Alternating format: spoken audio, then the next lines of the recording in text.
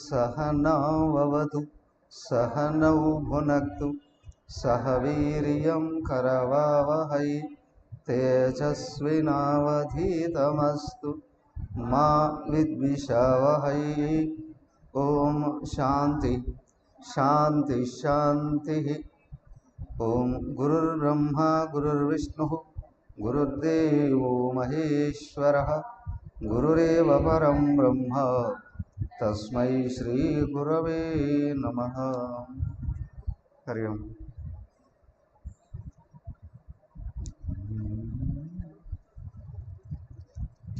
శ్రీమద్ భాగవతం దశమస్కందం 44వ అధ్యాయం. బలరామకృష్ణులు చాణూర ముష్టికాది మల్లులను మరియు కంసుని సంహరించుట, దేవకీ వసుదేవులకు బంధ విముక్తి కలిగించు. శ్రీ శుకవు వాచ. చదవలేదు కదా శ్లోకాలు చదవలేదుగా. ఓకే. ఏవం చర్చిత సంకల్పో భగవాన్ మధుసూదనః ఆససాధాధ చాణూరం ముష్టికం రోహిణీ సుతః.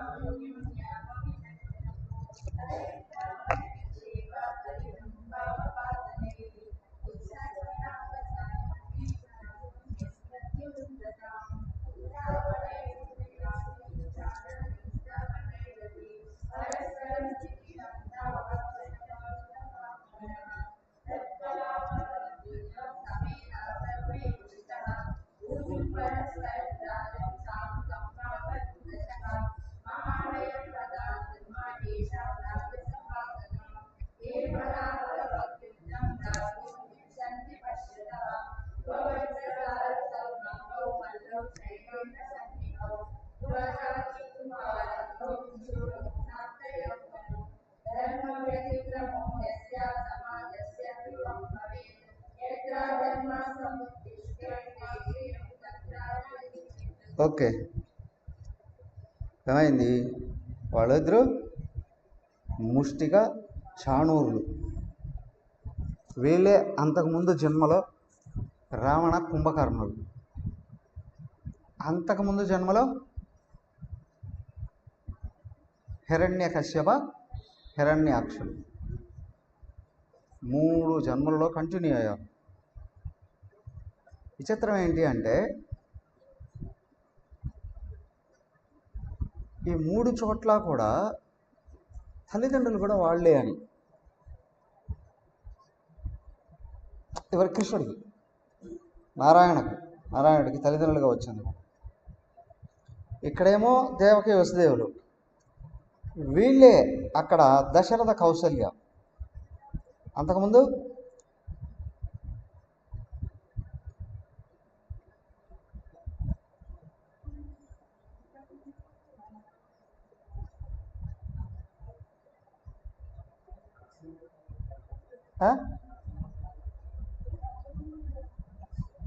అంతకుముందు 3 అవతారాల్లో కంటిన్యూ అయ్యారు. కశ్యప,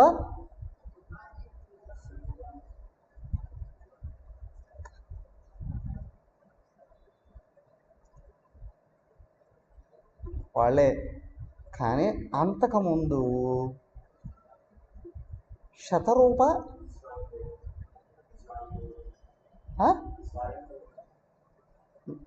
వాళ్ళు అలాగా ఉన్నప్పుడు వాళ్ళు నైమిషారణ్యంలో తపస్సు చేశారు.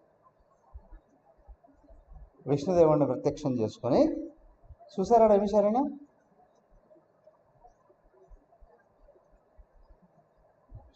గుర్తుందా? నైమిషారణ్యంలో చక్రతీర్థం ఉంది కదా, కానీ దానికంటే ఇంకా ముందుకు వెళ్ళిపోతే, చక్రతీర్థం కంటే ముందుకు వెళ్ళిపోతే వాళ్ళ తపస్థలం ఉంది, విగ్రహాలు ఉంటాయి. వాళ్ళిద్దరూ అలాగా చేతులు పైకెత్తి తపస్సు చేస్తుంటారు. అక్కడ తపస్సు చేసి విష్ణుదేవుని ప్రత్యక్షం చేసుకొని వాళ్ళు అడిగారట, అయ్యా మాకు పుత్రుడుగా జన్మించాలి, పుత్రుడుగా జన్మించాలి, పుత్రుడుగా జన్మించాలి అని ఆయన అడిగారట. ఆయన తదాస్తు తదాస్తు తదాస్తు అన్నాడు. 3 సార్లు ఎందుకు అన్నాడండి? వీళ్ళు 3 సార్లు కోరుకున్నారు కదా, అందుకే 3 సార్లు ఆయన మళ్ళీ ఇక్కడ జన్మించాడు. 3 సార్లు జన్మించాడు.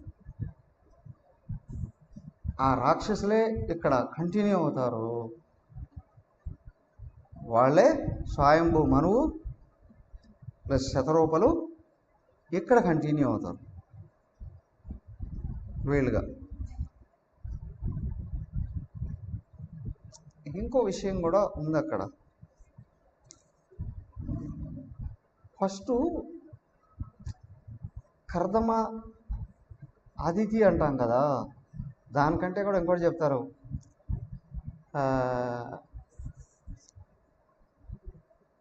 కశ్యప కాదు, కర్దమ దేవహూతి.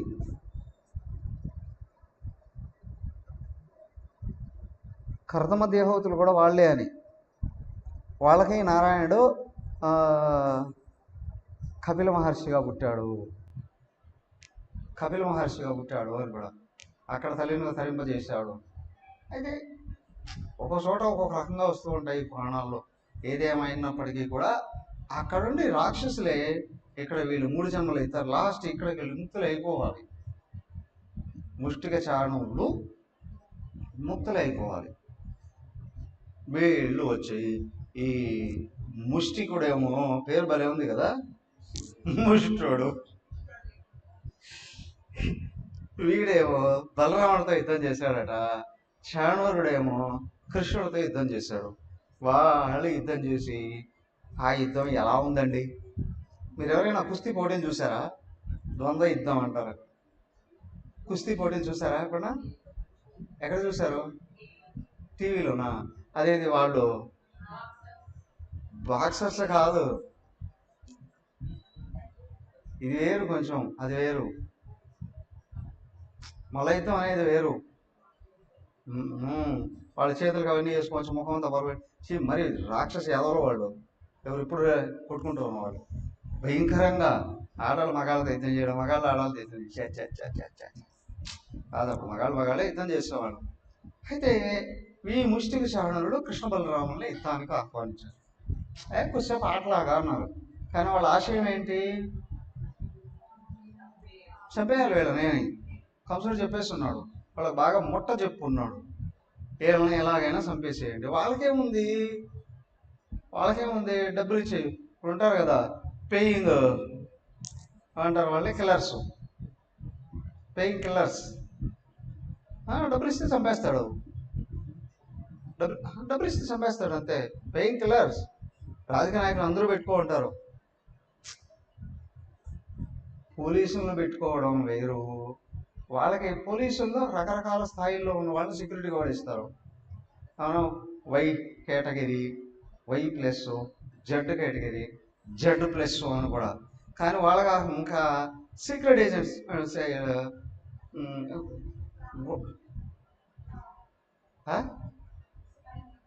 స్పై, ఓకే, ఇంటెలిజెన్సీ వీళ్ళని కూడా పెట్టుకుంటారు. ఈ సీక్రెట్ ఏజెంట్స్ వీళ్ళు స్పైస్, వీళ్ళు కూడా ఉంటారు. వాళ్ళు కాకుండా అవునా కొంతమంది నాయకులు కొన్ని 100 మందిని దున్నపోతలను పెంచుకుంటాడు. పక్కన ఇంత ఉంటాడు వాడు, పైలాగా. వాడు నిత్యం నిరంతరం ఏం పెట్టి పెంచుతారు వాళ్ళని? పందులు దున్నపోతలు పెట్టే పెంచుతారు వాళ్ళని. వాళ్ళు కూడా అట్లాగే ఉంటారు. ఎవరైనా చంపేసి రాబట్టి అలవోగా చంపేసి వచ్చేస్తారు. దానికి అక్కడ అంటారు, బీహార్లో ప్లస్ నాగాల్యాండ్లో 100 రూపాయల కోసం పొడిచి చంపేసి వచ్చేస్తారు. జస్ట్ 100 రూపాయల కోసం. అప్పుడిప్పుడు ఉంటూ ఉంటాం హైదరాబాద్లో కూడా బీహారీలు 20 రూపాయల కోసం కొట్టుకొని చచ్చిపోయేవాళ్ళు కూడా చూసి. తాగుబోదు.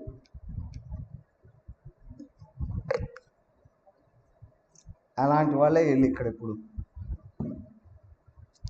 యాక్చువల్గా మల్ల యుద్ధము అనేటువంటిది ద్వంద్వ యుద్ధంలో నేను చిన్నప్పుడు ఉండేటివి. నేను పేరు నాకు 2-3 తారాసింగ్ అని. ఈ తారాసింగ్ కాదు, ఈ తారాసింగ్ ఉఫ్ అంటూ లేచిపోతాడు. ఈ తారాసింగ్ కాదు, వాళ్ళు పహిల్వాళ్ళు అని ఉండేవాడు. వాళ్ళకి వాళ్ళంతా కంట్లో ఎట్లా అంటే ఇట్లా ఇట్లా ఇట్లా ఇట్లా దొన్నపోతే అందంగా నడిస్తే ఎట్లా ఉంటుందో, అవునా, అలాంటి వాళ్ళు ఉన్నారు. యుద్ధాలు చేసే వాళ్ళకంటే డబ్బులు ఇచ్చేవాళ్ళు, షో అనమాట. కొంతమంది వెళ్ళిపోయేవారు 10 కిలోమీటర్లు 20 కిలోమీటర్లు వెళ్ళి అది చూసి వచ్చేవాళ్ళు. ఓర్పిచ్చిరా. నాకు ఆ చిన్నప్పుడే అనిపించేది, ఇద్దరు కొట్టుకుంటూ ఉంటే చూడటానికి 10-20 కిలోమీటర్లు నడిచి వెళ్ళిపోయేవాళ్ళు. వీళ్ళ బ్రతక చేయడా, వీళ్ళే మనుషులు రా, వాళ్ళు ఇద్దరు కొట్టుకుంటారు, వీళ్ళే చూస్తారు సిగ్గు లేకుండా అనుకునేవాళ్ళు. ఎప్పుడు 4-5 ఏళ్ల వయసులో నాకు అప్పుడే అనిపించేది, ఈ ఫైటింగ్ చేస్తుంటే ఎట్లా వెళ్తారా వీళ్ళు, ఎందుకు వెళ్తారా అని. కానీ ఇప్పుడు చెప్తుంది వాళ్ళ నేచర్ తెలుస్తుంది ఏంటంటే వాళ్ళ నేచర్ అది. ఎవడికి ఏది ఇష్టమైతే అది అక్కడికే వెళుతూ ఉంటారు. ఇప్పుడు సినిమాలు కూడా చూస్తారుగా, మంచి ఫైట్స్ ఉన్నాయండి, అవునా, 4 ఫైట్లు ఉన్నాయండి అని వెళ్ళేవాళ్ళు కొంతమంది. కాదు, 4 సాంగ్స్ ఉన్నాయండి అని వెళ్ళేవాళ్ళు. డ్యూయట్స్ ఉన్నాయని వెళ్ళేవాళ్ళు కొంతమంది. 4 సీన్స్ ఉన్నాయండి అని వెళ్ళేవాళ్ళు కొంతమంది కదా. అలా కూడా ఏంటంటే ఎవరి నేచర్ని బట్టి వాళ్ళు చూడడానికి వెళ్తారు. ఇక్కడ మల్ల యోధులు వీళ్ళ మధ్య జరుగుతున్న యుద్ధాన్ని చూడడానికి 1000 మంది వచ్చి కూర్చో ఉన్నారు. అంతమంది అక్కడ బతుకుంటేనా చచ్చుంటేనా? 2 పిల్లల్ని ఆహ్వానిస్తున్నారు ఈ యదవులు. కృష్ణ బలరాముల్ని యుద్ధానికి ఆహ్వానించారు. ఆహాకారాలు చేస్తున్నారు చుట్టుపక్కల వాళ్ళందరూ, చిన్న పిల్లలు వాళ్ళు, అవునా, ఇంకా టీనేజ్లోనే ఉన్నారు, టీనేజ్ కూడా అయిపోలేదు. అట్లాంటి చిన్న పిల్లల్ని వీళ్ళు లాంటి ఎంతెంత ఉన్నారో, వీళ్ళు పర్వతాల్లాగా ఉన్నారు, వీళ్ళ మీదకి యుద్ధానికి రమ్మనడమా అనుకుంటున్నారట.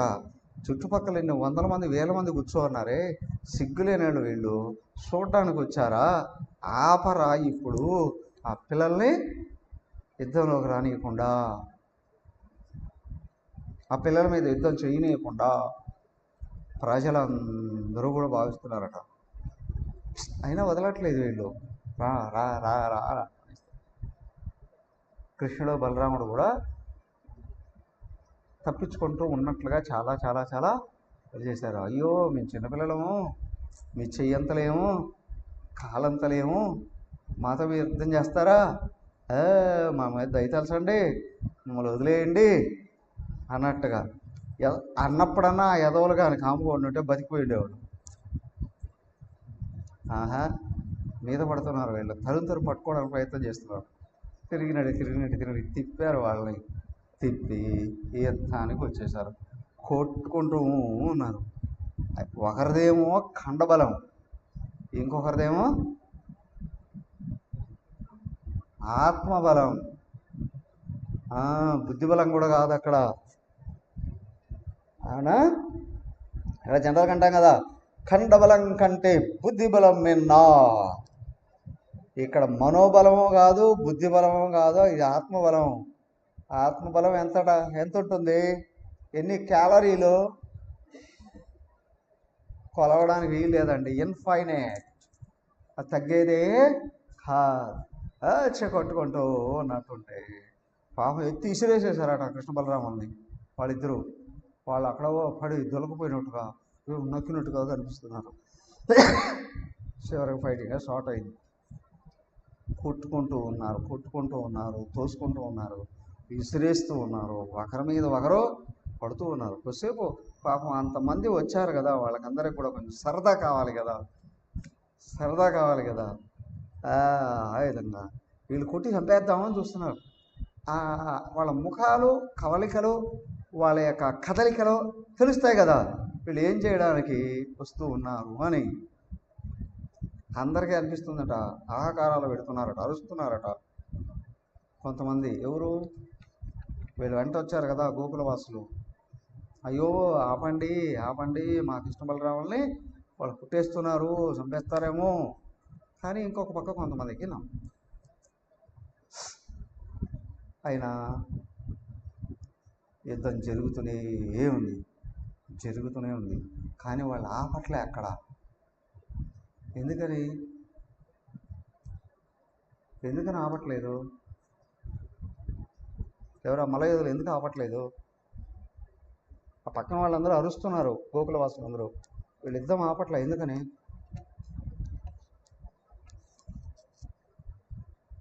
ఆ రెక్కల పురుగులు ఉంటాయి, లైట్ వేస్తే పరిగెత్తుకుంటూ వస్తాయి. ఆగమంటే ఆగుతాయి? అవే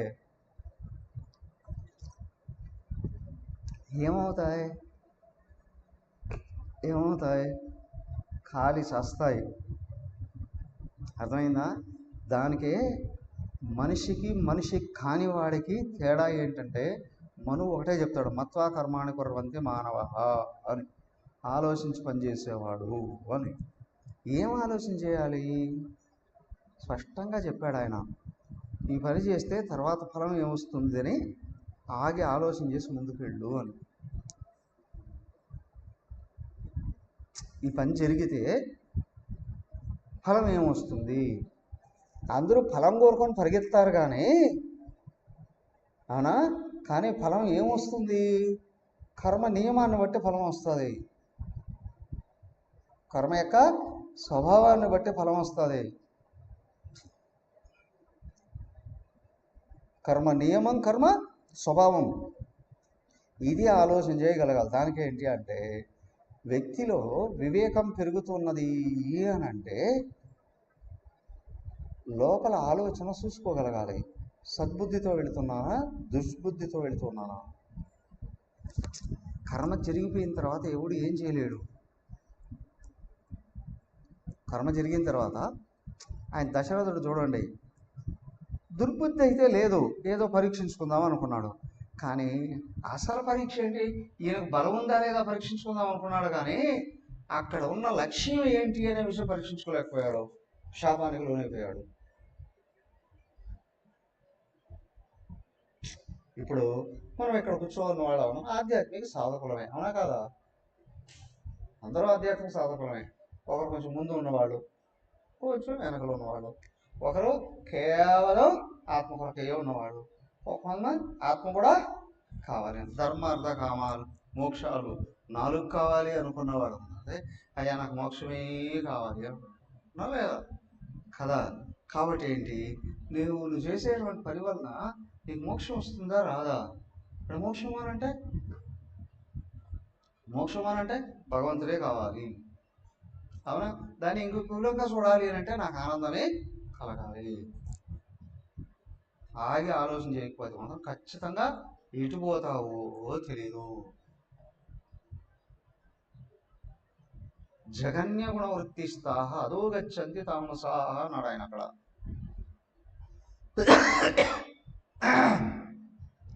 ఏం చేస్తున్నావు, ఎందుకు చేస్తున్నావు అనే విషయాన్ని కానీ తెలుసుకోకుండా కానీ చేసావు అంటే అదో గచ్చంతి.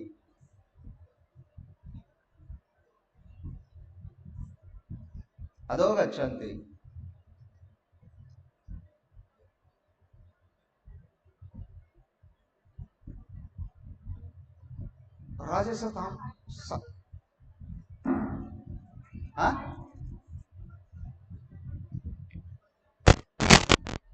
అయ్యో వినిపిస్తుందా?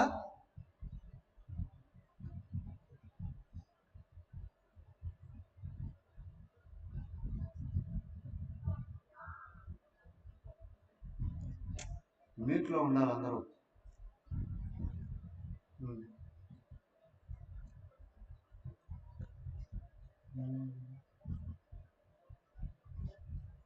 ఫలాన్ని గురించి చెప్పేటప్పుడు చెప్పాడు చూడండి,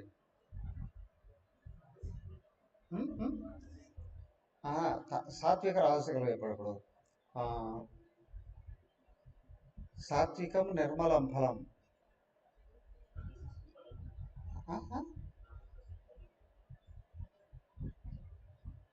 దానికంటే ముందు చెప్పాడు సతీశ్వరుడు.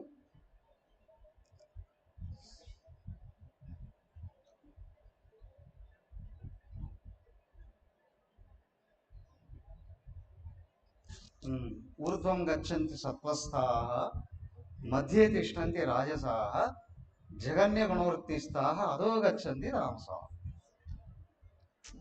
సత్వస్థాః ఊర్ధ్వం గచ్చంతి,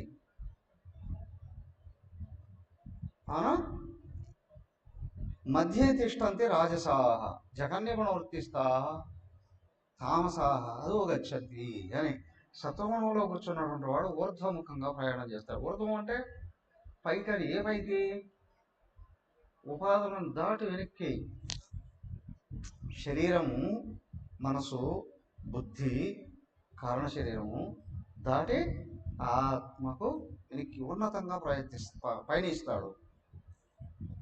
లేదా పైకి చెప్తే ఉన్నత లోకాలకు వెళ్ళిపోతాడు, పై లోకాలకి. మధ్య తిష్టంతి రాజస అంటే రాజశేఖరు ఉన్నారు, స్వార్థపరులైనటువంటి వాడు ఉన్నారే, వీళ్ళ వాళ్ళకి తేడా ఏంటి అని అంటే, భగవంతుడు కావాలి అనుకునేటువంటి వాడు సాత్వికుడు, నిష్కల్మషమైన ఆనందం కావాలి, నిర్మలమైన సుఖం కావాలి అని అనుకునేటువంటి వాడు. కానీ బాహ్యంగా ధర్మార్థ కామాలు కావాలి అని అనుకునేటువంటి వాడేమో రాజశేఖరుడు. ధర్మం అంటే ఇక్కడ పుణ్యం అని, పుణ్యఫలాలు అని. పుణ్యఫలాలు కూడా ఏం కావాలి? ఇక్కడ ఏదైనా సంపద కావాలి, తిరగాలి, ఇంకా లేకపోతే స్వర్గలోకానికి భోగాల కోసం వెళ్ళాలి. అవును కదా? పనులు చేస్తున్నటువంటి స్వార్థంతో పనిచేసే వాళ్ళు 90% సంపదలు పెరగాలనే కదా చేస్తారు. ఇంకా పెరగాలి, ఇంకా పెరగాలి, ఇంకా పెరగాలి, ఇంకా పెరగాలి, ఇంకా పెరగాలి, ఇంకా పెరగాలి అంటే నువ్వు బహిర్ముఖంగా ఎదురుగా ఉన్న సంపదలు కోరుకుంటున్నావు. రాజశేఖరుడు అది ఇది తెలియని వాడు ఎటు పోతాడో తెలియదు అని అన్నాడు ఆయన. నాకే తెలియదు అన్నాడు. యజుర్వేదంలో 4 భాగాలు ఉన్నాయి. వాజసనేయ సంహిత, తైత్తిరీయ సంహిత, అది కాటక సంహిత, 4వది కాపిస్థల సంహిత అన్నారు. ఈ వాజసనేయ సంహితలోనేమో ఏం చెప్పారు? క్రమముక్తి ద్వారాగా బ్రహ్మలోకానికి అక్కడి నుంచి పైకి వెళ్ళే విధానాన్ని చెప్పారు. అదే మనకి ఈశావాస్య ఉపనిషత్తు, బృహదారణ్యక ఉపనిషత్తు కూడా చూపించేది. తర్వాత 2వది తైత్తిరీయ సంహిత, కృష్ణ యజుర్వేదంలోనే. తైత్తిరీయ సంహిత ఏంటంటే చంద్రముక్తి తర్వాత మళ్ళీ ఇక్కడ తిరిగి వచ్చి ఇక్కడ మళ్ళీ ఇతరులను కూడా తరింపజేస్తూ ఉంటాడు అని తైత్తిరీయ ఉపనిషత్తు చెప్తుంది. తర్వాత కాటక సంహిత ఉంది. కాటక సంహితలో అక్కడ ఏం చేస్తాడు? క్రమంగా పైకి వెళ్ళేది ఎలా అని కాటక సంహితలో నిజంగా అది ముఖ్యంగా చూపిస్తారు. కానీ అన్నిట్లో అన్నీ ఉంటాయి. కాటక సంహితలో క్రమంగా పైకి వెళ్ళడం అని. అదేదో కాటక సంహితలో ముఖ్యంగా ఆయన యజ్ఞం దేనికోసం చేస్తాడు? స్వర్గాది లోకాలు అని. దానికి అక్కడ ఏమన్నారు అంటే కృష్ణదేవుడు దాని అంటే దక్షిణే చూపిస్తూ అదే ఆకర్షణ అనేటువంటి. యముడు ఎక్కడ ఉంటాడు? దక్షిణం వైపు. అంటే ఆకర్షణీయంగా వెళ్ళడము. ఎక్కడ వరకు? ఇక్కడ యముడి దగ్గరికి అని అంటే నరకలోకానికి అని కాదు, పితృలోకానికి అని. పితృలోకం వరకు వెళ్తారు అని. తర్వాత లాస్ట్కి చూపించాడు కాపిస్థల సంహిత అని అన్నాడు. మన కాపిస్థల సంహిత అంటే ఈ 3 అక్కడ వచ్చేసి ఉంటాయి. వాజసనేయ సంహిత, తైత్తిరీయ సంహిత, కాటక సంహితలో ఇక్కడ రజోగుణం, సత్వగుణంలో ఉన్న వాళ్ళు వెళ్ళేటువంటి మార్గాలు అక్కడ చూపించారు. కాపిస్థల సంహిత దగ్గరకు వచ్చేటప్పటికి తామసికుడు ఏమవుతాడా అని చూపించాడు. కాపిస్థల సంహిత అంటే ఏంటంటే కొంతమంది లక్ష్యాన్ని కానీ దృఢంగా కలిగి ఉండకపోతే వాళ్ళ బతుకులు ఎప్పుడు ఎలా వెళతాయిరా అంటే కోతుల్లాగానేనండి, వాళ్ళ గతులు ఏంటి అని నాకు కూడా తెలియదు అని అంటాడు అక్కడ ఉపనిషత్తులో. కోతి ఎటుపోతుంది? కోతి ఎటుపోతుంది? ఎటైనా పోతుందని చెప్తే వాడు మూర్ఖుడు. అవునా? కోతి ఎటుపోతుంది? ఎటుపోతుందో తెలియదు కదా. వీళ్ళ బతుకులు కూడా కోతులు లాంటివి. దానికి ఏంటి అని అంటే ఇక్కడ లక్ష్యాలు 3 చూపించాడు. అక్కడ స్వర్గాది లోకాల వరకు వెళ్ళి రావడం, లేదా పితృలోకం వరకు వెళ్ళి రావడం. ఇక్కడ 2 పుణ్యకర్మలు చేస్తూ ఉన్నారు కదా, ధర్మార్థ కర్మాలు చేస్తూ ఉన్నటువంటి వాళ్ళు.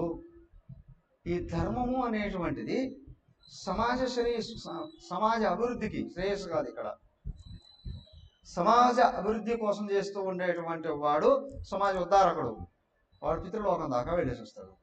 ధర్మార్థ ధర్మాన్ని పుణ్యం కోసం చేసేటువంటి వాడు స్వర్గంలోకి వెళ్ళేసి వస్తాడు. కాటక సంహిత. తైత్తిరీయ సంహిత ఏంటి అంటే వాడు తరించి ఇక్కడే మార్గాలను కూడా చూపిస్తాడు. వాచస్పతి సంహితలో ఏం చూపించాడు? బ్రహ్మలోకం దాకా పైకి వెళ్ళేది ఎట్లా అని చూపించాడు. క్రమముక్తితో పైకి వెళ్ళేది ఎట్లా అని చూపించాడు. కానీ ఈ కాపిస్తల సంహితలో ఏ లక్ష్యం లేనివాడు ఉన్నాడే, ఒక మాటలో బుద్ధి లేనివాడు. అయితే భూలోకమా పైలోకాల, లేదా వెనకలో ఉన్న అనంతమైన ఆత్మస్వరూపమా, అది కూడా లేదా, ఎటు పోతావు? వాడంటాడు అందరూ పోయేటట్టు పోతానండి. అందరూ ఎక్కడ పోతున్నారు? వాళ్ళు కనిపించే శ్మశానానికి వెళ్తారు అని. నాస్తికవాదం. కావో పీవో మజాసీరో, బతుకున్నంత వరకు ఆ జీవితం, చచ్చిన తర్వాత ఇంకేముంది అని అంటాడు. వాడి కేవలం స్థూల దృష్టి. అప్పు చేసి పప్పు కూడా తినరా, వాడు ఇవ్వలేదండి అప్పు, ఇంకొకటి అడగలే. ఊళ్ళో వాళ్ళందరూ విశ్వాసం అయిపోయిందండి, పక్క ఊరు లేదా అయ్యా, అన్ని ఊర్లలో చేసేదానండి, అందరూ మీద పడుతున్నారు. హాయిగా చచ్చిపోరా, వాళ్ళు గింజుకొని వస్తారు. అప్పులు ఇచ్చిన వాళ్ళందరూ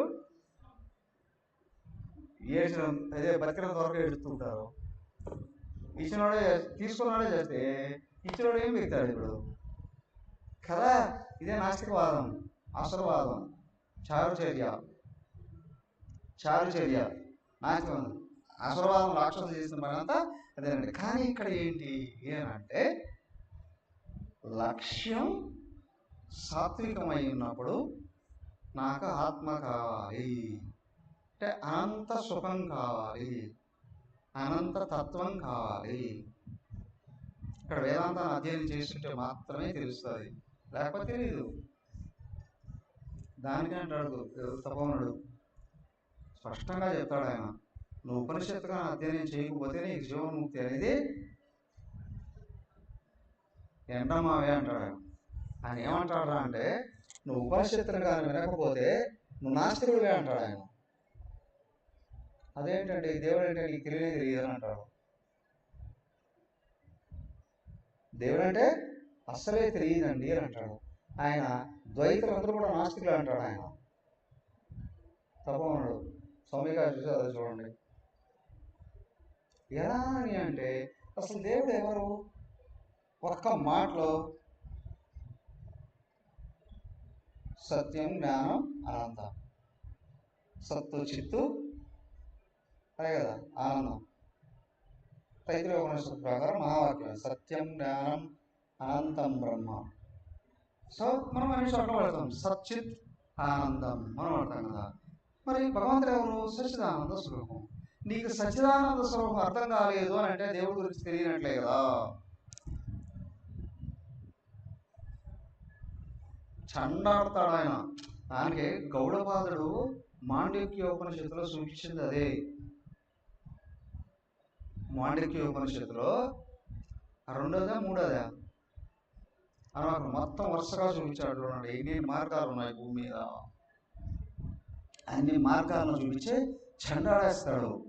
సౌమికాశిషలో కూడా అది అద్భుతమైనటువంటి వివరణ అక్కడ అదే ఉంది. ప్రపంచంలో ఇన్ని మార్గాలు ఉన్నప్పటికీ కూడా భగవంతుడు అంటే ఆత్మ అనే విషయం కానీ అర్థం కాకపోతే వాడు గుడ్డోడితో సమానమే అని అంటాడు. వాడు నాస్తికుడే అని అంటాడు. ముఖ్యంగా ఎన్ని మార్గాలను చూపిస్తూ అదే ఆర్య సమాజం, ఇస్కాను వీళ్ళని చెండాడతాడు ఆయన. వాళ్ళు కూడా ఆర్య సమాజం వాళ్ళు కూడా తత్వం అస్తి అంటారు వాళ్ళు, తెలుసా? చాందోగ్య ఉపనిషత్తులో వాళ్ళ కామెంటరీ ఏంటి అంటే గోపదేవు అని ఒక ఆయన, పండిత గోపదేవు అని బాపట్ల పండిత గోపదేవు దీనికి చాందోగ్య ఉపనిషత్తు కామెంట్ రాశాడు. ఆయన తత్వమసి అనే దాన్ని ఏం చేస్తాడు తెలుసా? తత్వం అస్థి అంటాడు. తత్వం అస్థి అంటాడు ఆర్య సమాజం వాడు.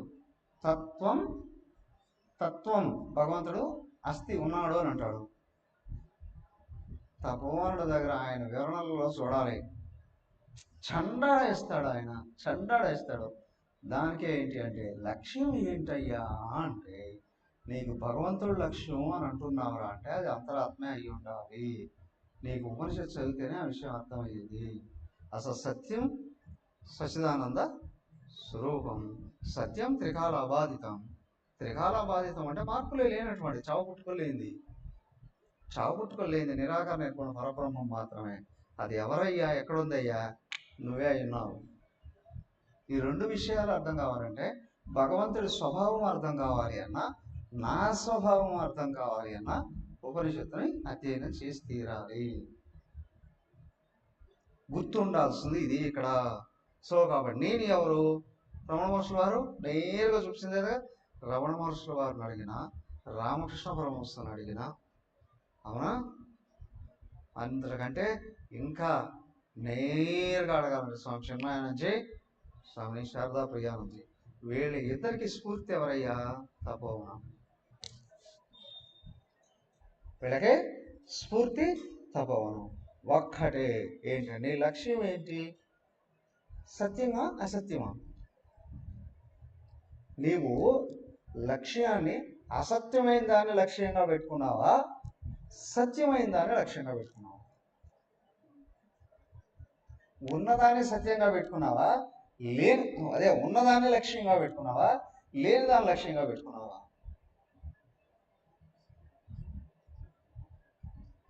అల్పమైన దాన్ని లక్ష్యంగా పెట్టుకున్నావా, అనంతమైన దాన్ని లక్ష్యంగా పెట్టుకున్నావా?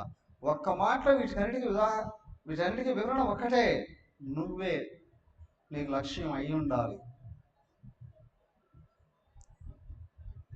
స్ట్రైట్గా చెప్పేశాడు ఎవరు? రమణ మహర్షుల వారు. కోహం సోహం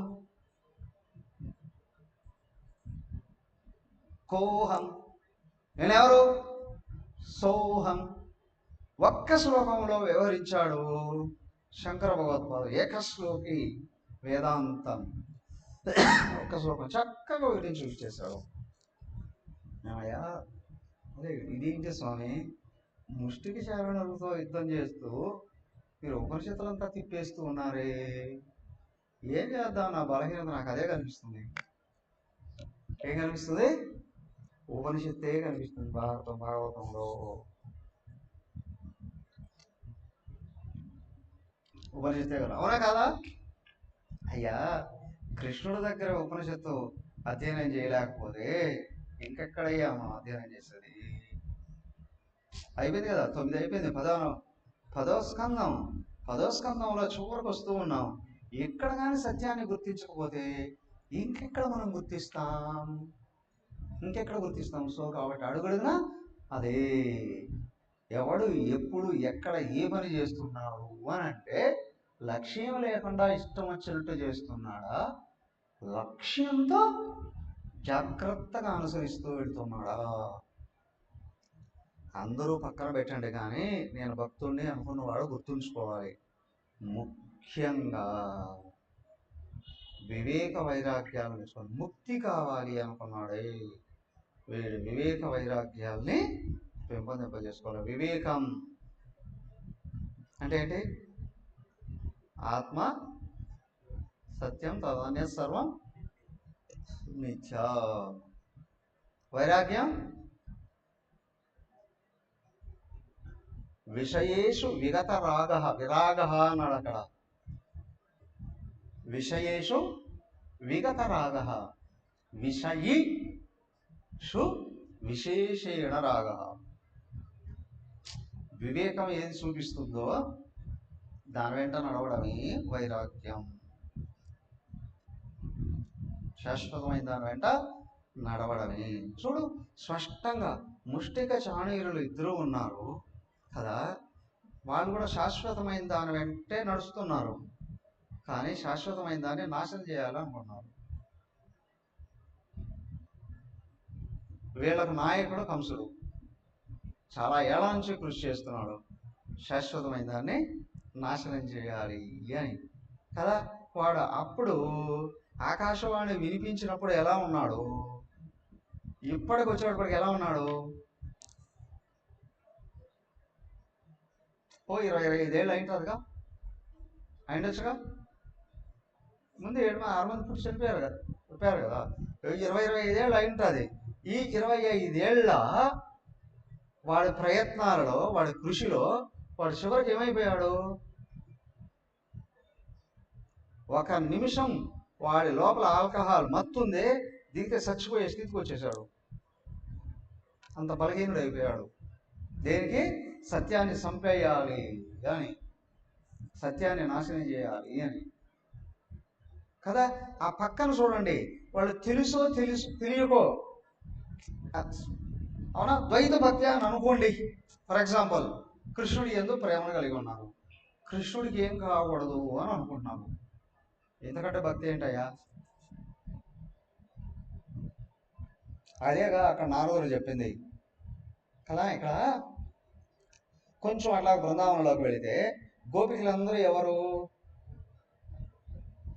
నారదుడు ఏమన్నాడు అక్కడ? యథా రజ గోపికానాం అని అన్నాడు.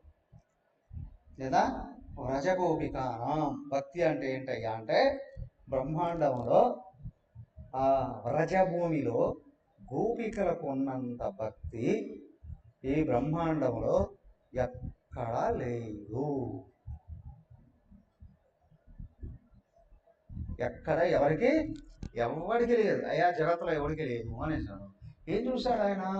వాళ్ళు కృష్ణుణ్ణి అనంతతత్వంగానే చూశారు. ఫర్ ఎగ్జాంపుల్, 10 ఏళ్ళ నుంచి 14 ఏళ్ళ నుంచి మీరు పూజ చేస్తున్నారు కదా కృష్ణుడికి.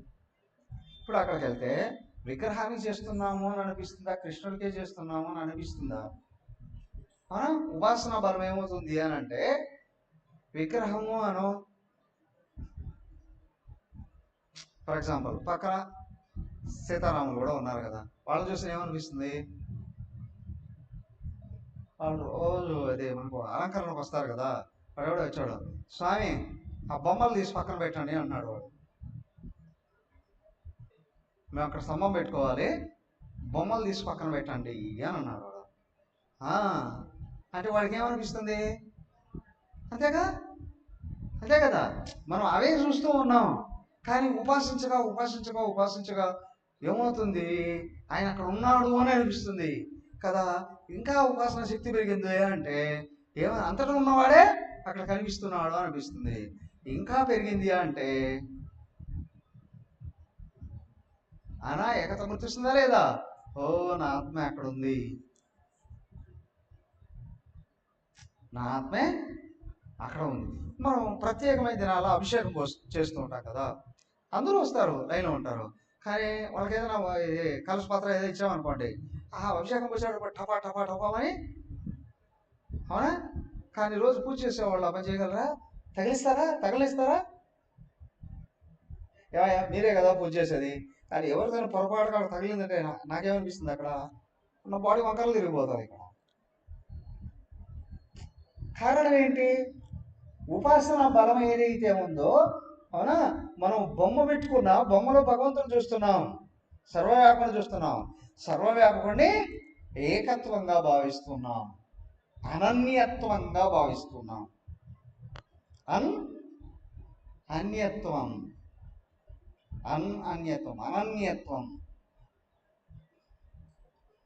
మయి చ అనన్యేనైవ యోగేన యః ధ్యాయంత ఉపాసతే.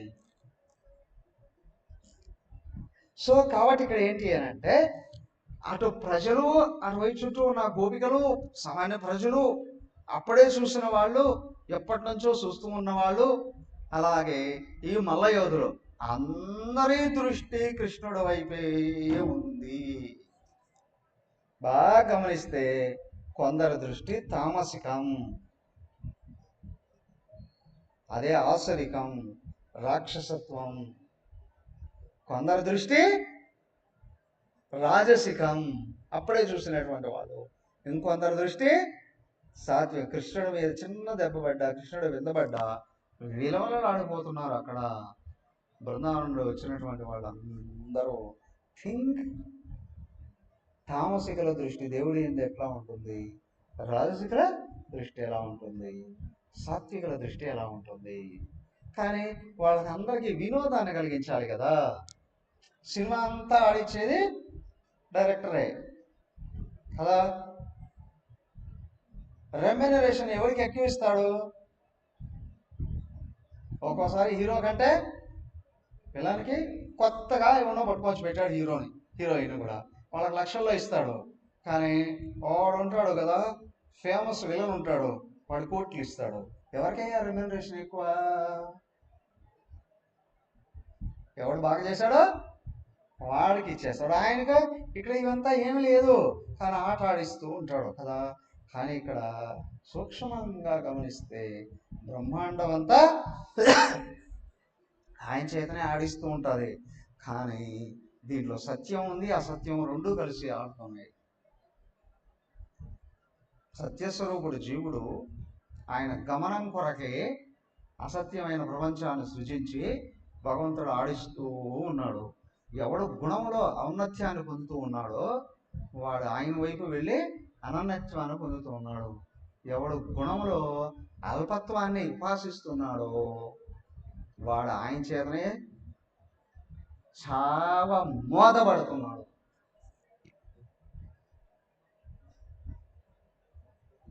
ఇక్కడ విచిత్రం ఏంటి అంటే, అప్పుడు ఆకాశవాణి పలికినప్పటి నుంచి ఇంతవరకు ఒక్క క్షణం కూడా కృష్ణనామాన్ని మరచిపోలేదు కంసుడు.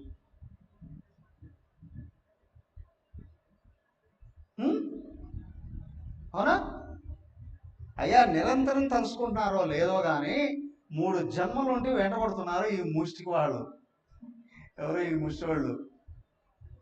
ముష్టిగా చాణురుడు 3 జన్మల నుంచి వెంటాడుతున్నారు. వీళ్ళిద్దరికీ ముక్తినిచ్చేశాడు.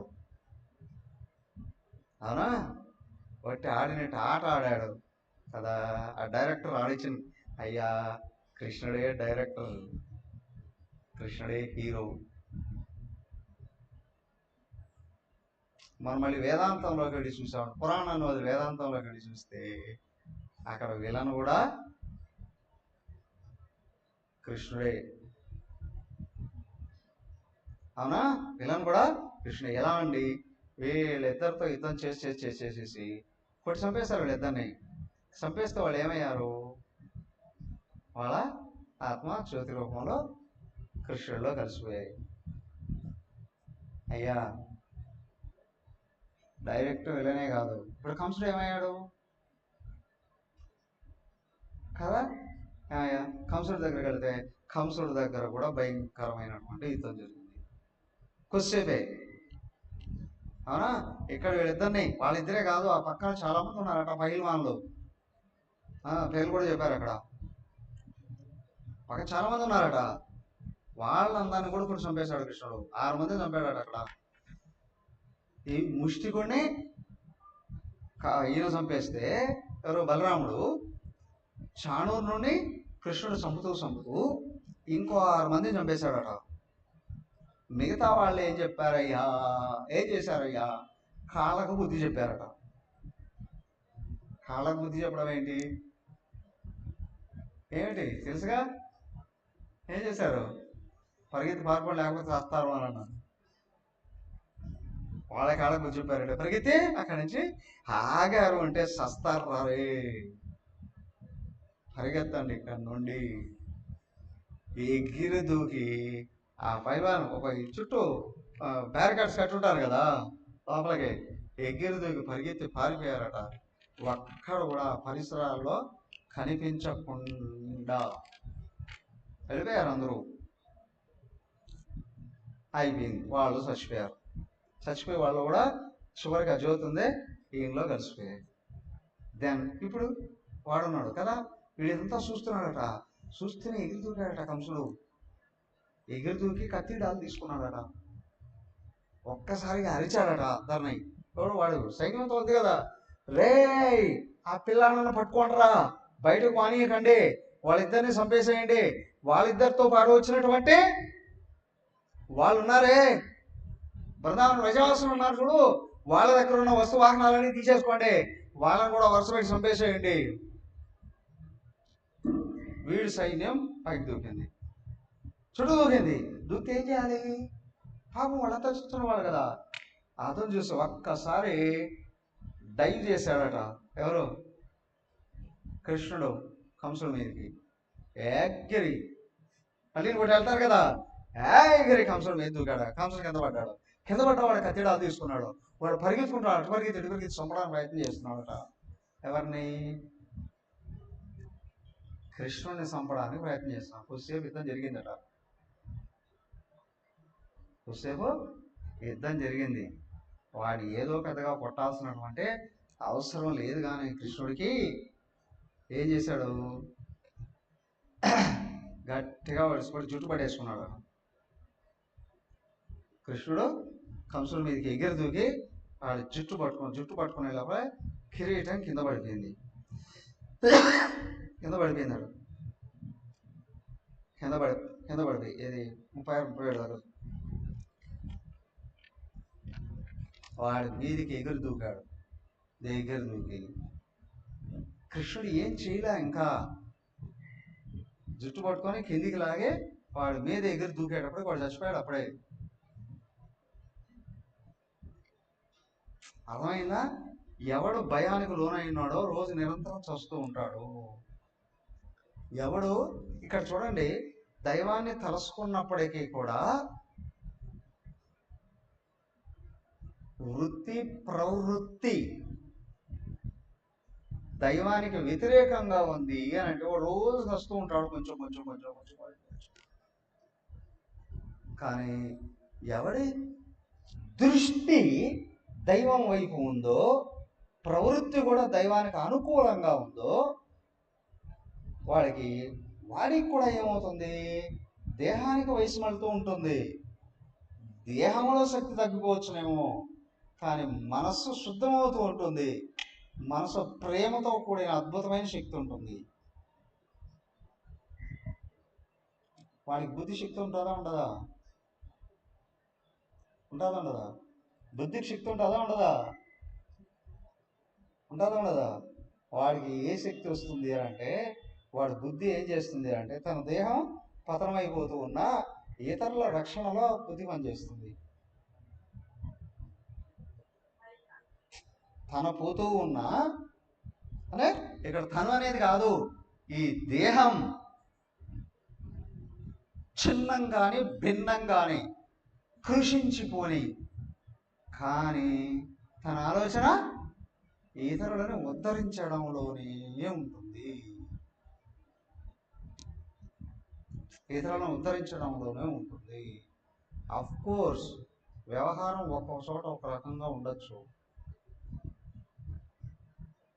వ్యవహారం ఒక్కొక్క చోట ఒక్కొక్క రకంగా ఉండొచ్చు. చంపాలంటే కృష్ణుడు అప్పుడే వచ్చి చంపేసి ఉండొచ్చా కదా? అవునా కదా? ఇప్పుడు పుడుతూనే 8 అడుగులు ఎత్తు కనిపించాడు. వాళ్ళ నాన్న చెప్పాడు అక్కడ పదా అని. ఎక్కడికి? రేపల్లికి. అక్కడ కాదు, పక్కనే కదా వీడిల్లు. వాడు తాగి పడుకున్నాడు, తొంగోని ఉన్నాడు కదా. ఎవరు? కంసుడు. అప్పుడు వెళ్ళి పిసికేయచ్చుగా. వ్యక్తి కర్మ ఫలంని చంపడము ఉద్ధరించడము చేస్తుంది. ఇక్కడ విచిత్రం ఏంటి అంటే, ఇక్కడ చచ్చేవాడికి ఉద్ధరించబడేవాడికి కూడా ఇతర కర్మఫలాలు కలిగిపోతాయి. కానీ ఒకటి కర్మఫలాలు దేహంతో అంతరిస్తాయి, కానీ ఇంకొకటి కర్మఫలాలు ఉన్నాయి దేహంతో అంతరించడం కాదు, దేహం కంటే ముందే కలిగిపోతాయి. కర్మఫలాలు కలిగిపోతాయి అంటే గుణాలు కలిగిపోతాయి. కలిపి వాడు వెనకలో ఉన్న అస్సలు నేను గుర్తించేస్తాడు. ఈ కర్మఫలాలు కలుగుతున్నాయంటే అజ్ఞానం కలిగిపోవడమే. తను ఆవిష్కరించుకుంటాడు. అర్థమవుతుందా? పిచ్చుకోవాలగా ఉందా? అర్థమవుతుందిగా? అర్థమవుతుంది. ఎందుకంటే 6 ఏళ్ళ నుంచి విన్నారు కదా, 6 సంవత్సరాల నుంచి విన్నారు ఒకటి డైరెక్ట్గా కానీ చెప్తే కొంతమందికి ఏమంటారు అబ్బా. ఇప్పుడు చూడండి, ఈ మధ్య కొద్ది రోజులు రాలేదు చంద్రబాబు గారు కూడా వచ్చి కూర్చున్నారు ఇప్పుడు. అదే కృష్ణానుగ్రహం అంటే. అర్థమవుతుందా కాదా? అనవసరం. కానీ అసలైన విషయం వచ్చినప్పుడు తన వాళ్ళని తను లాక్కచ్చుకుంటాడు భగవంతుడు, లాక్కచ్చుకుంటాడు.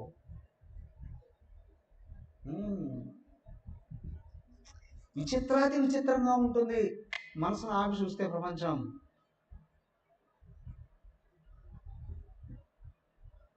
కానీ అడుగడుగున అద్భుతం గోచరిస్తుంది, అడుగడుగున అద్భుతం గోచరిస్తుంది. వీడిని జుట్టు పట్టి కిందకి లాగి మీద కూర్చున్నాడో లేదో, వాడు పీక పట్టుకోకముందే వాడు చచ్చిపోయాడు. అందరూ చూస్తూ ఉన్నారట. వాడిలో నుండి పెద్ద జ్యోతి పైకి లేచిందట, అలా వచ్చి కృష్ణంలో కలిసిపోయిందట. కారణం ఏంటి అంటే ఒకటే, ఆయన అనన్యాస్యంత ఎంతో మాం చెప్పాడు కదా అక్కడ. ఈయన కంసుడు ఆయనలో కలిసిపోయాడు. ఇక్కడ ముష్టికి చాణూరులు కూడా అయిపోయింది, 3 జన్మలు అయిపోయాయి. వాళ్ళు మళ్ళీ అక్కడికి వెళ్ళిపోతారు వాళ్ళు వైకుంఠానికి. అవునా? అయితే ఇక్కడ వీళ్ళు గోపికలో వీళ్ళకి టైం పట్టేది. ఏమిటయ్యా అంటే వాళ్ళ జీవన్మతి కావాలి, వాళ్ళ దేహ ప్రారంభం ఉంది, వాళ్ళు అక్కడ పెట్టాడు భగవంతుడు. కానీ వాళ్ళు మళ్ళీ జన్మ రానియకుండా చూసుకుంటున్నారు వాళ్ళు. ఈ కంసుడికి వచ్చిందా లేదా? వాడు వ్యతిరేక భావంలో ఉండి సత్యాదాకా సుఖం లేదు వాడికి, కానీ కలిపేసుకున్నాడు ఇంక వాడు లేకుండా. వాడు కలిపురుషుడు, మళ్ళీ వస్తే ఘోరంగా వస్తాడు వాడు. పాపఫలం. కానీ చైతన్యం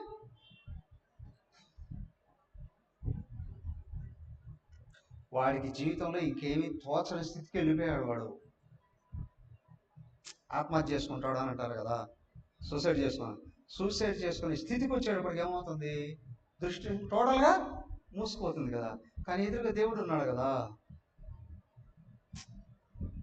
ఆయన వాడి కింద పడదోసి వాడు గుండెల మీద కూర్చున్నాడు. వాడి దృష్టి ఎక్కడుంది? అటు ఇటు చెదురుతుందేమో అని చేతులు పీక మీద కూడా పెట్టాడు. వాడి కళ్ళు ఎక్కడ ఉన్నాయి?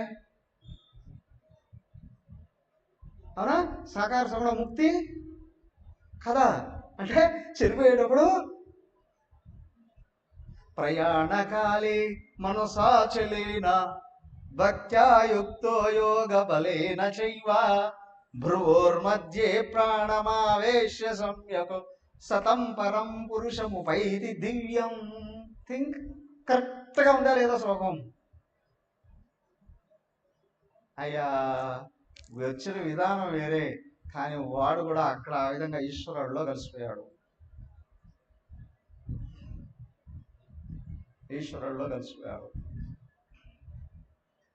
కానీ కంసుడు లాంటి ముక్తి ఎవడన్నా కోరుకుంటాడా? వాడి జీవితం అంతా వేదన అనుభవించాల్సిందే. మరి ముష్టికి చాణురులు వీళ్ళు తామస యాదవులు, దాంట్లో పరాకష్టవాడు. కానీ వాడి తామసకుడు అనడానికి వీల్లేదు. వాడు ఏం చేశాడు? వాడి దృష్టి అట్లా పక్కకు మానేయకుండా రోజు మందేసి కృష్ణుడు తలుచుకున్నాడు. సర్వకాల సర్వావస్థలలో వాడు కృష్ణ నామాన్ని ఉచ్చరిస్తున్నాడు వాడు. కానీ వాడి జీవితం ఎవడు కోరుకోడు. ఎందుకంటే వాడు బతికినంత వరకు చేసినటువంటి పాపాలన్నీ ఉన్నాయి. ఇన్ని భ్రూణ హత్యలు చేశాడు వాడు. కానీ ఇక్కడ విచిత్రం ఏంటి అని అంటే, వాడు అంతమందిని చంపినటువంటి వాడు ముక్తి అట్లా ఇచ్చాడండి. కానీ ఇక్కడ సులభంగా అట్లా లేపేస్తారు. ఏంటి అంటే అక్కడ వాళ్ళు కూడా అంత ప్రారంభంతో వచ్చారు కాబట్టి వాడి వలన చనిపోయారు. అల్ప ప్రారంభంతో వచ్చారు కాబట్టి పుట్టినరోజులకే చనిపోయారండి. మరి వీళ్ళ అన్నలు 6 మంది 6 మంది అన్నలు 6 మంది వాళ్ళు కూడా చనిపోయారుగా. కానీ ఎక్కడున్నారు వాళ్ళు? ఎక్కడి నుంచి వచ్చారో అక్కడికి వెళ్ళారు. అక్కడ సుఖలోకంలో ఉన్నారు వాళ్ళు. ప్రహ్లాద చరిత్రలో బయటపడుతుంది. అది ప్రహ్లాద చరిత్ర కాదు, వామన చరిత్ర. వామన చరిత్రలో వచ్చింది కదా, అక్కడ వాడు తొక్కేస్తాడు కదా బలిచక్రవర్తిని. తొక్కేసినప్పుడు అక్కడ ఏం జరుగుతుంది, అక్కడ పిలిపిస్తారు కదా అక్కడ మళ్ళీ ఆ విషయాలని వాళ్ళు అక్కడ ఉన్నారని చెప్తాడు కదా, చెప్తారు. ఇక్కడ ఏంటంటే ఇక్కడ దీంట్లో కూడా వస్తుంది ఇంకా తర్వాత తర్వాత తర్వాత వీళ్ళు అక్కడ ఉన్నారని కృష్ణుడు పిలిపిస్తాడు. 6 మంది అన్నలు ఉన్నారే, 6 మంది పిలిపిస్తారు. 6 మంది పిల్లలు చూసేటప్పటికి ఈమె దేవకి దేవికి పాలు పొంగుతాయట. అందరినీ ఒళ్ళో పడుకొని పాలు ఇస్తుందన్న. ఇదేమిటయ్యా, వాళ్ళకి ఎంత వయసు ఉంటుంది, ఈమెకి ఇప్పుడు పాలు పొంగడం ఏంటి? మాతృత్వం అనేది పొంగి పొరిగిందండి. అక్కడ కొన్ని కొన్ని విషయాలు బాహ్యంగా చూడటానికి వీలు లేదండి. ఆ ప్రేమ ఏ విధంగా వచ్చిందండి అనేటువంటిదే అక్కడ చూపిస్తాడు. కృష్ణుడు పిలిపిస్తాడు, వాళ్ళని పిలిపిస్తాడు, అదంతా కూడా జరుగుతుంది. కానీ ఇక్కడ ఏమైంది, వాళ్ళు వెళ్ళిపోయారు. వాడు కంసుడు చచ్చిపోయాడు.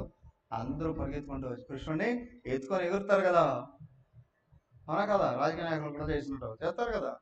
అలాగే ఇక్కడ వాళ్ళ చరిత్రలు వాళ్ళవే, ఎవరి చరిత్రలు వాళ్ళవే. కానీ ఇక్కడ గోపులందరూ పరిగెత్తుకుంటూ వచ్చారు. జై కృష్ణ భగవానికి. కృష్ణుడిని ఎత్తుకొని ఊరేగారు. వాళ్ళందరినీ పక్కన పెట్టి నేరుగా వెళ్ళిపోయాడు కృష్ణుడు. జైలుకి వెళ్ళి వాళ్ళ అమ్మ నాన్నను విడిపించాడు ఫస్ట్. అప్పటికే ఉగ్రసేనుని కూడా విడిపించేస్తున్నారు సైన్యం. సైనికులు ఉన్నారే, ఉగ్రసేనుని కూడా విడిపించేశారు, వీళ్ళని కూడా విడిపించేశారు. కానీ ఎవరు విడిపించారు వీళ్ళని? కృష్ణుడే విడిపించాడు. కృష్ణుడు విడిపించాడు. ఏమయ్యా, కృష్ణుడు భగవంతుడు కదా, వాళ్ళ అమ్మ నాన్న జైలు పడితే ఇన్నేళ్ళు 25 ఏళ్ళు కదా కనీసం, ఎలా కామ్గా ఉన్నాడు? ఆ దేహ ప్రారంభం అక్కడ ఉంది. ఆ విధంగా వాళ్ళ దేహాలకి ప్రారంభం అక్కడ ఉంది. విచిత్రం ఏంటి అంటే ఆ 25 ఏళ్ళు కూడా వాళ్ళు ఎవరిని స్మరించి ఉంటారు? కృష్ణుడు పుట్టకముందు స్మరించారు, కృష్ణుడు పుట్టిన తర్వాత కూడా స్మరించారు కదా. కానీ 25 ఏళ్ళు జైల్లో కూర్చున్నారు అని అంటే వాళ్ళ ఉపాసన సాకారం అయి ఉంటుందా, నిరాకారం అయి ఉంటుందా? చెప్పండి. సాకార సగుణమా, నిరాకార నిర్గుణమా? ఖచ్చితంగా. ఎందుకంటే 25 ఏళ్ళు జైలు బతుకుతారా? కాబట్టి అక్కడ ఏంటి అంటే వాళ్ళు ఆల్రెడీ భగవతత్వానికి చేరుకొని ఉన్నారు, సమాధి స్థితిలో ఉన్నారు. వాళ్ళు సమాధి లాంటి స్థితిలో ఉన్నారు. కాబట్టి అయ్యా వాళ్ళు వేదన పడ్డారా, బాధపడ్డారా? అప్పుడప్పుడు శ్రీకృష్ణుడు భాగవతం అంతా వెతికితే ఎన్ని నిమిషాలు కనిపిస్తారు వాళ్ళు అక్కడ జైల్లో కదా. కానీ ఏంటి అంటే తాపము లేదండి భక్తుడికి.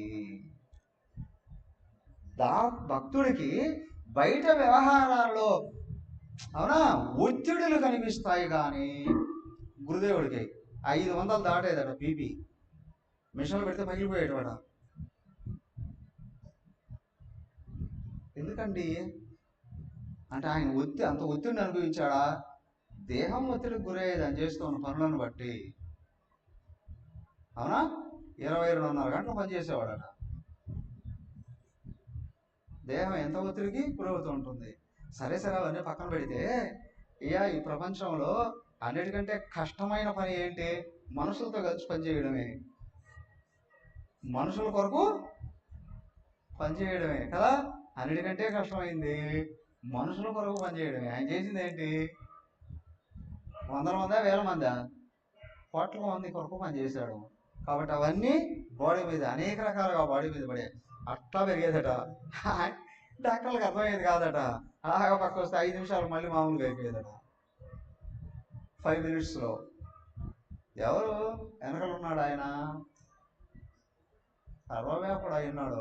ఆయన దృష్టి ఇటు మళ్ళిస్తే మళ్ళీ కూల్ అయిపోతుంది. ఇవి అయ్యా సైన్స్ కూడా అందవండి. అవునా, ఇవి ఏమీ అందవు. శరీరంలో కలిగే మార్పులు అందవు. మనసు ఉందా లేదా? ఎప్పుడో అయిపోయిందండి, హృదయం మాత్రమే మిగిలింది అని అంటారు. అక్కడ బుద్ధి ఉందా లేదా? అనంత శక్తి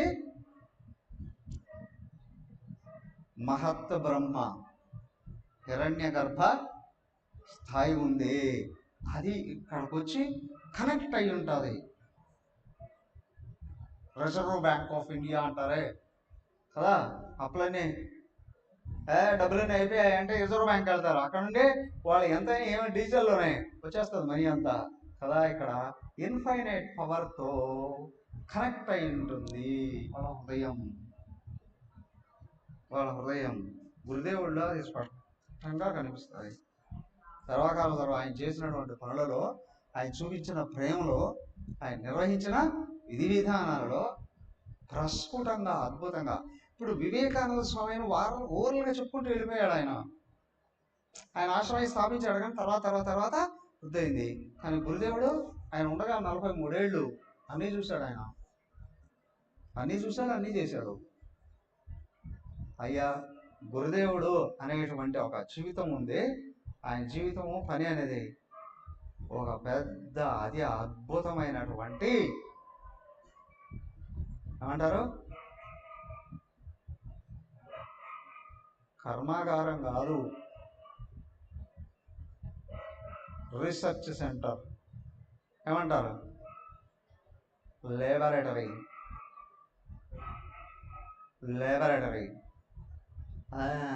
ఆయన్ని ఎంతమంది ఎన్ని వైపుల నుండి ఎన్ని రకాలుగా పరిశీలిస్తే అంత విజ్ఞానాన్ని తోడుకోవచ్చునండి. ఆయన చూపించాలి. మనకు అమ్మగారి రూపంలో చూపించాడు, మనకి తేజమైన రూపంలో చూపించాడు, కొంతమందికి స్కూల్స్ రూపంలో చూపించాడు, అవునా, కొంతమందికి ఆశ్రమాల రూపంలో చూపించాడు, కొంతమందికి సాందీపని సాధనాలయాల రూపంలో చూపించాడు, కొంతమందికి జ్ఞాన యజ్ఞాల రూపంలో చూపించాడు, కొంతమంది సేవా కార్యక్రమాల రూపంలో చూపించాడు. ఎటువైపు నుండి చూసినా ఒక పెద్ద కంపెనీ లాగా. సో అదే ఇక్కడ కృష్ణుడు చూపించింది. దానికే అంటారు గురుదేవుడిని ఒక్కోసారి అయ్యా కృష్ణుడే మళ్ళీ పుట్టాడండి అని అంటారు కొన్ని చోట్ల. ఎందుకంటే ఈ టోటల్గా ఆయన యొక్క స్వరూపాన్ని చూసినప్పుడు ఆయన వచ్చాడండి ఇక్కడికి ఏం చూపిస్తారు. దానికే కృష్ణుడు చేయని పని ఏమైనా ఉందా? చివరికి దొంగతనం కూడా చేశాడు. నేను ఒకసారి అడిగా, మేము వెళ్ళి తరుమలలో ఉన్నప్పుడు, అమ్మా కృష్ణుడు భగవంతుడు కదా, ఆ దొంగతనం ఎందుకు చేశాడు అని అంటే, దొంగలందరినీ ఆకర్షించడానికి అనేసారు. టక్కమర అమ్మ ఎవరిని? దొంగలందరినీ ఆకర్షించే మార్గం చూపించడానికి కదా, వాళ్ళకు కూడా ఒక మార్గం చూపించారట. థింక్.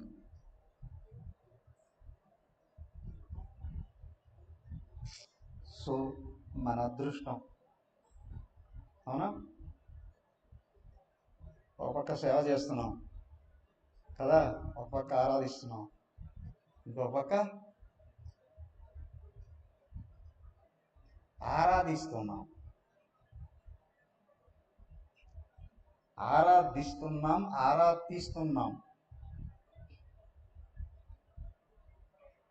సో ఈ మూడు వైపులా ఎటువైపు నుండి చూసినా కృష్ణుడే ఉన్నాడు అక్కడ, అవునా. సేవలో కృష్ణుడే ఉన్నాడు, ఆరాధనలో కృష్ణుడే ఉన్నాడు, ఆరాధించడంలో అన్వేషణ కృష్ణుడే ఉన్నాడు. మన అదృష్టం, మన గురువు గారు మనకి ఇచ్చినటువంటి అతి మహోన్నతమైనటువంటి అవకాశాన్ని మన సద్వినియోగం చేసుకోవడానికి మనం ప్రయత్నం చేద్దాం. ఓకే, ఇక్కడితో కంసుడు చచ్చాడు, దేవకి వసుదేవులు విడుదలయ్యారు, కృష్ణుడిని కలిశారు. కంసుడు కూడా కృష్ణుడిలో కలిశాడు, దేవకి వసుదేవులు కృష్ణుడిని కలిశారు. మనం ఇక వెనక్కి వెళ్ళద్దు, కృష్ణుని తలుసుకుంటూ ముందుకెళ్ళాలని ట్రై చేద్దాం. హరి ఓం. ఓం సర్వే భవంతు సుఖినః, సర్వే సంతు నిరామయాః, సర్వే భద్రాణి పశ్యంతు, మా కశ్చిత్ దుఃఖభాగ్ భవేత్. ఓం శాంతి శాంతి శాంతి. హరి ఓం. శ్రీ గురుభ్యో నమః. హరి ఓం.